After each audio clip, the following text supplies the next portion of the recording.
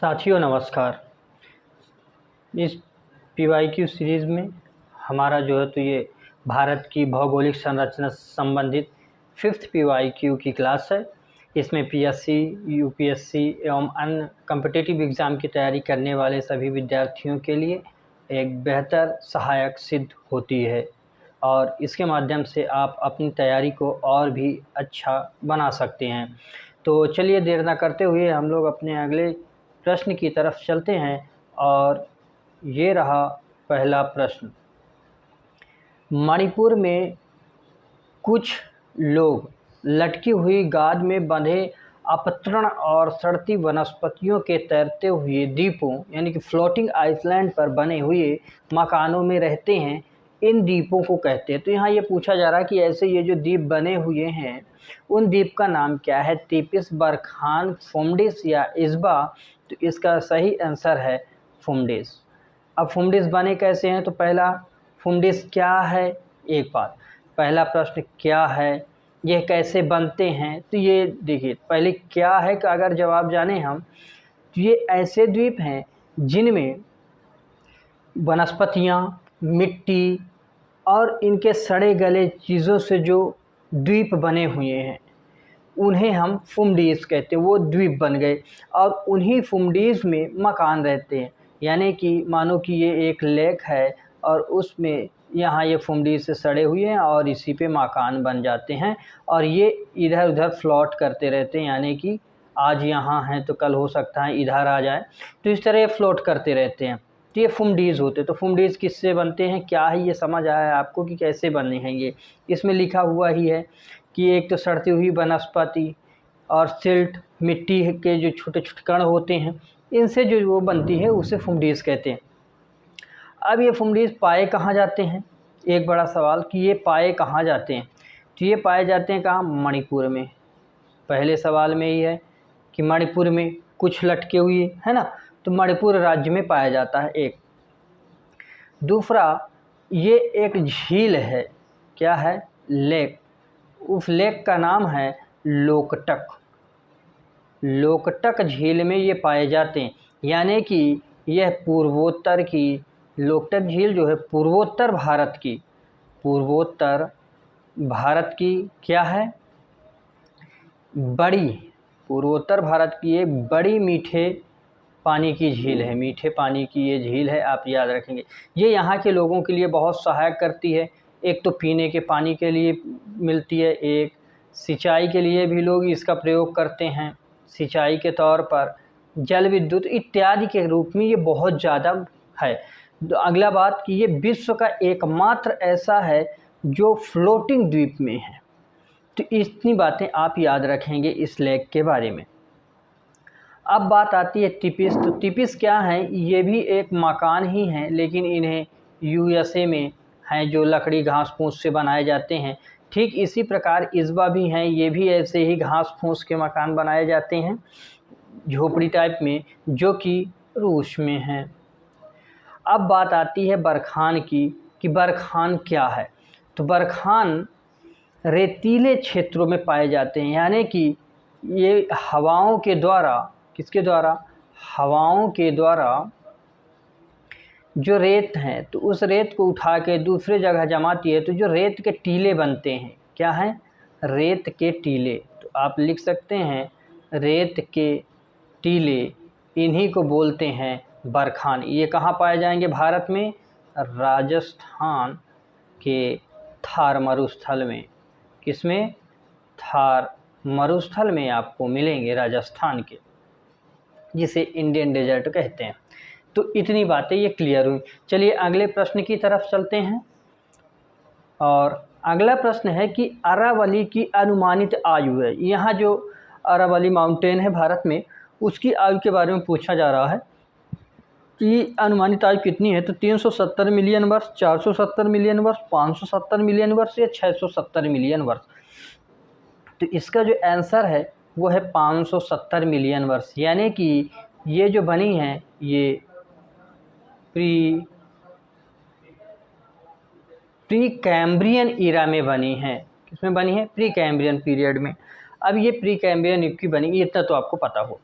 इसमें जो रॉक्स हैं उनका सबसे ज़्यादा धारवाड़ है, यानी कि कैम्ब्रियन एरा में जो आर्कियन रॉक्स बनती हैं, आर्कियन रॉक्स जो बनती हैं, उन्हीं रॉक्स का ये क्या है, रूपांतरण है, यानी कि जिसे हम कहें कि मेटामॉर्फिक है, ये बदली हुई रॉक्स हैं। इसमें आर्कियन से ये धारवाड़ में चेंज हुई, उसी समय इसमें जो है तो ये पर्वत का निर्माण हुआ, यानी कि ये प्री कैम्ब्रियन ईरा का पर्वत है, तो इसमें धारवाड़ रॉक्स पाई जाती, धरातलीय संरचना इसकी है। अब थोड़ा अरावली के बारे में हम मैप के माध्यम से समझ लें इंडिया के विषय में। तो मैप के माध्यम से, चलिए मैप इसमें हमने नहीं लिया है, तो आपको मैप बना के दिखाते हैं कि कैसे मैप में ये कहाँ कहाँ पाई जाती है।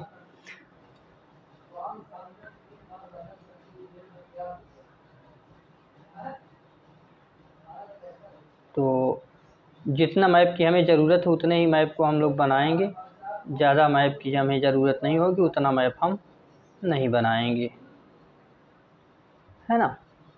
तो यहाँ से इस गुजरात वाले पॉइंट से ऐसे आर्कियन बनती है, ये सॉरी अरावली। अब ये अरावली जो है तो किन किन राज्यों में है, तो अगर इनके राज्य की आप बात करें कि अरावली किस किस राज्य में पाई जाती है, तो गुजरात, राजस्थान, हरियाणा, दिल्ली। अब इन राज्यों में इसका विस्तार है।